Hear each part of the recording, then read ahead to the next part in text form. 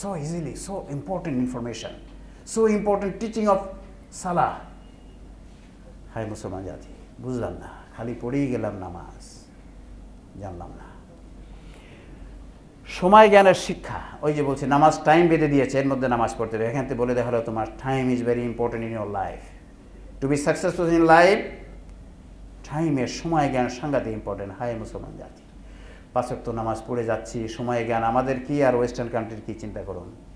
ওদের 9টা ট্রেন ঠিক 9টাই যায়, আর আমাদের 9টা ট্রেন কয়টায় যায় জিজ্ঞেস করতে হয়।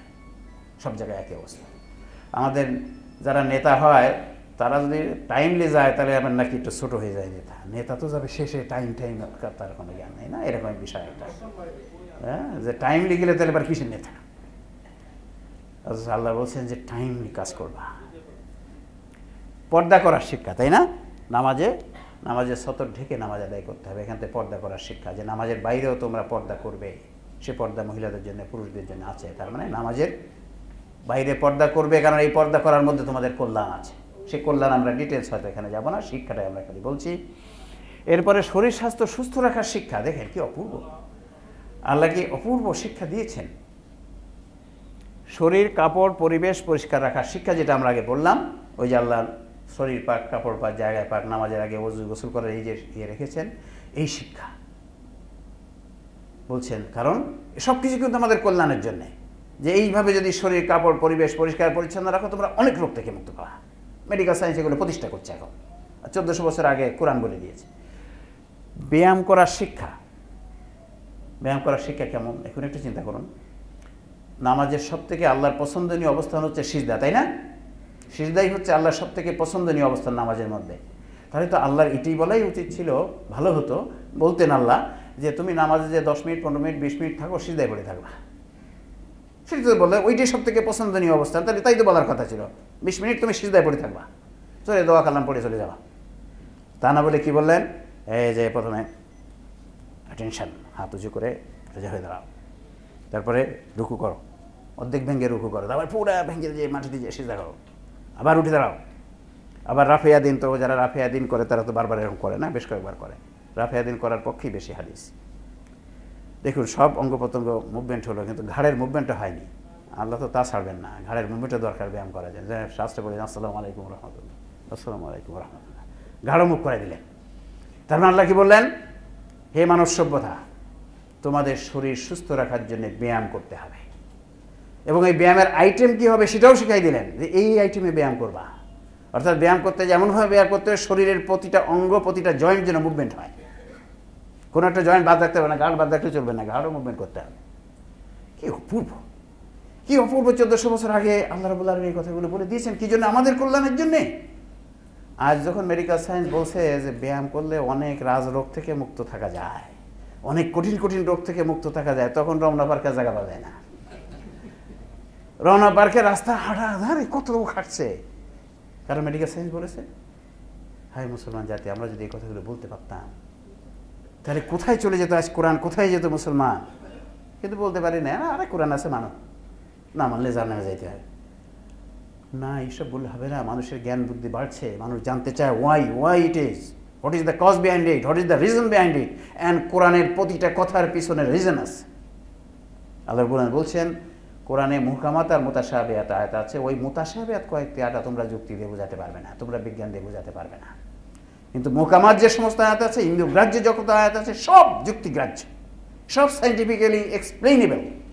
We have to do that. আমাদেরকে স্টিক করতে হবে। আর যদি ইসলামকে আমরা বিজয়ী দেখতে চাই, তাহলে আমাদেরকে কোরআনের প্রতিটা বিষয় যুক্তি দিয়ে সাইন্টিফিক্যালি ব্যাখ্যা করে মানুষের সামনে হাজির করতে হবে। দলে দলে ইসলামে চলে আসবে, দলে দলে ইসলামে চলে আসবে। যদি বাস্তবে পালন না করে, মনে অন্তত বলবে কথাগুলো ঠিক আছে, কথাগুলো ঠিক আছে, কিন্তু পাচ্ছি না, হয়তো একদিন ঠিক হয়ে যাবে।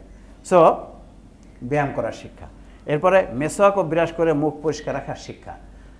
মেসওয়াক করা রাসূল সাল্লাল্লাহু আলাইহি ওয়াসাল্লাম একটা সুন্নাত, এবং এমনকি এটাকে আল্লাহ রাসূল যেমন গুরুত্ব দিতেন, উনি যে সময় ইন্তেকাল করার আগে যে সময় একটু সেন্সলেস হচ্ছিলেন, আবার সেন্স আসছিল, হাদিস শরীফে এমন আসছে, সেন্স আসলে উনি মিসাক চাচ্ছিলেন যে দাঁত পরিষ্কার করার জন্য। তো এই যে মিসাক করার যে একটা এটা তো দেখা যায় কি, মিসাক যদি আমরা করি তাহলে ওরাল ক্যাভিটি ডিজিজ অনেক কম হয়, দাঁতের রোগ গ্রামের রোগ অনেক কম হয়। এখানে তো একটা অপূর্ব শিক্ষা।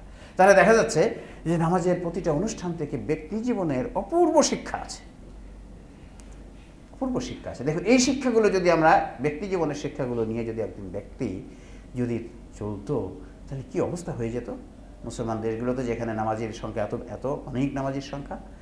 সো আমরা আজকে এ পর্যন্তই, আজকের পর্ব আমরা শেষ করছি, যে ব্যক্তি জীবনের শিক্ষা আমরা শেষ করছি। এরপরে সামনের অনুষ্ঠানে ইনশাআল্লাহ আমরা নামাজের সমাজ জীবনের শিক্ষা এবং পঠিত বিষয় থেকে শিক্ষা, এই দুটো, কারণ এগুলো একটু বেশ বেশ কিছু, বিশেষ করে সমাজ জীবনের শিক্ষার মধ্যে অনেক কিছু কথা আছে যেগুলো খুবই ইম্পর্ট্যান্ট, যেগুলো একটি সমাজকে শান্তিময় করার জন্য সাংঘাতিক ইম্পর্ট্যান্ট। কাজে আমরা সেগুলো একটু সময় নিয়ে ডিটেলস বলতে চাই, আজকের সময়ের মধ্যে সেটা সম্ভব হবে না। তো আজকে আমি আমার বক্তব্য এই পর্যন্ত শেষ করছি। যে জিস্ট কথাগুলো আজকের তথ্য থেকে আসলো, সেটা হচ্ছে বক্তব্য থেকে আসলো, যে নামাজ কায়েম করার অর্থ হচ্ছে নামাজের অনুষ্ঠান নিষ্ঠার সঙ্গে আরকান আহকাম মেনে পালন করে তা থেকে আল্লাহ দিতে চাওয়া শিক্ষাগুলো নিয়ে সেই শিক্ষা ব্যক্তি এবং সমাজ জীবনে কায়েম করা। আর তাই যদি আমরা এইভাবে যদি আমরা নামাজ কায়েম করতে পারি, তাহলে ইন্নাস সালাতা তানহা আনিল ফাহশাইল মুনকার হবে। অর্থাৎ নামাজ মানুষের ব্যক্তি এবং সমাজ জীবন থেকে সমস্ত অন্যায়, অত্যাচার, অবিচার, অশ্লীল কাজ, রোগ ব্যাধি হওয়ার মতো কাজ, এসব কাজ দূর হয়ে যাবে। যে মানবের সমাজ, মানব জাতির সমাজ, মুসলমানদের সমাজ একটি শান্তির সমাজ হয়ে যাবে, যেখানে বেহেশতের সুবাতাসের মতো সুবাতাস বইতে থাকবে। এই অপূর্ব আমলটা যদি আমরা করতে পারি, তাহলে এটি হবে। আর পরের দিন সামাজিক জীবনের যে শিক্ষা, সেগুলো যদি আমরা দেখবো আরও কি অপূর্ব শিক্ষা।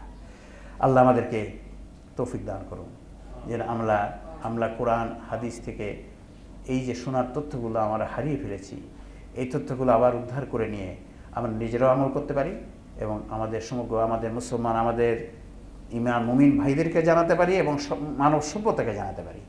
মানব সভ্যতা আজ কিন্তু শান্তি খুঁজে বেড়াচ্ছে, কোথায় শান্তি খুঁজে বেড়াচ্ছে, কিন্তু আমাদেরকে তো সেভাবে প্রেজেন্টেশনটা দিতে হবে।